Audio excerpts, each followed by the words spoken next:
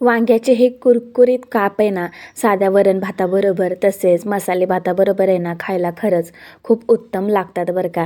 आणि काही नाही हो, अगदी झटपटसुद्धा होतात. तर त्यासाठी आहे ना, मोठं वांगं घ्यायचं आहे. ह्याला भरताचं वांगंसुद्धा म्हणतात बरं का. तर त्याचे आहे ना, असे व्हिडिओ दाखवल्याप्रमाणे सेम असे काप करून घ्या. खूप जाडसरही नाही आणि खूप पातळही नाही आहे.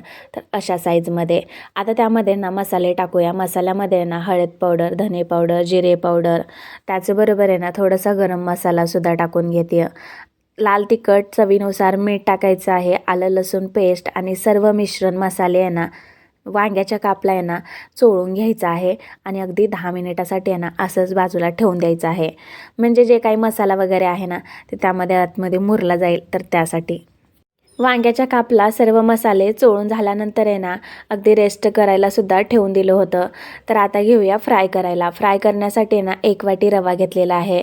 आता आणखीन रव्याची चव वाढवावी यासाठी आहे ना त्यामध्ये मी हळद पावडर, लाल तिखट आणि चवीनुसार मीठ टाकलेलं आहे. रव्यामध्ये सर्व मसाले, मीठ आहे ना एकजीव करून घेऊया आणि वांग्याच्या कापला आहे ना छान असं कोटिंग करून घेऊया. तर पाहू शकता अगदी इझिली रवा जो आहे ना तो ह्यामध्ये आहे ना बसला जातो आहे. मस्त असं वांग्याच्या कापला आहे ना दाटसर असं कोटिंग झालेलं आहे.